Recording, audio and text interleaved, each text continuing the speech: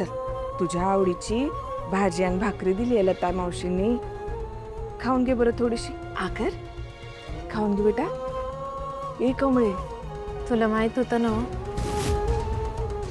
आबांवर माझा एवढा जीव आहे, तर एवढी मोठी गोष्ट का लपवलीस तू?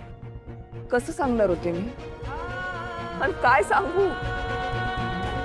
मी आता सारखं तुला मुंबईला जाऊ नको हेच सांगत राहिलो. तेव्हा आवाज होत ते तुझ्या पाठीशी उभारलं. तुम्ही दोघांनी मिळून एकच स्वप्न बघितलं, एकमेकांना वचनं दिली. आता तेव्हा मी तुला हे सांगितलं असतं तर तू मुंबईला जाऊ शकली असतीस. आबास ते दिलेलं वचन मला मोडायचं नव्हतं, म्हणून मी गप्प राहिलो. काय झालं होतं तसं? अगं तू जेव्हा मुंबईला गेली ना तेव्हा मी आधी आलो होतो माग तू मस्त थांबवायला. तेव्हा आबा तू मस्त निरोप देऊन परत येत होत. मलाही बोललो तेव्हा ते असते.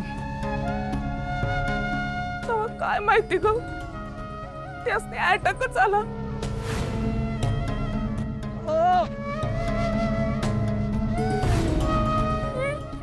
तो माझ्या मांडीतच जीव सोडला का त्यांनी. हा पण तेव्हा त्यांनी माझ्याकडनं वचन घेतलं. तू मला सबूत दे. तू कमळीच्या भविष्याचा समजा विचार करशील. तिथं सपान पोरं झाल्या बेगार मुंबईहून तू परत बोलविणार नाहीस गावाकडं. तिला तिला पाहिजे ते शिकू.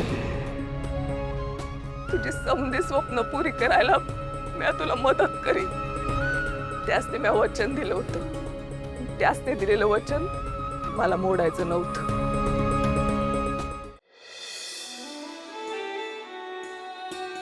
मला आबासनी शेवटचं बघता आलं नाही का भेटता आलं नाही. किती कम नशीब आहे ग मी. नाही बाय, असं नाही बोलायचं. कमळे तू लई विचार करतेस ग. तू शांत हो बघू. तुलाच त्रास होईल गो बाळा. तू शांत हो. हे बघ, जेवढं आपल्या हातात आहे तेवढं आपण करायचं बाय.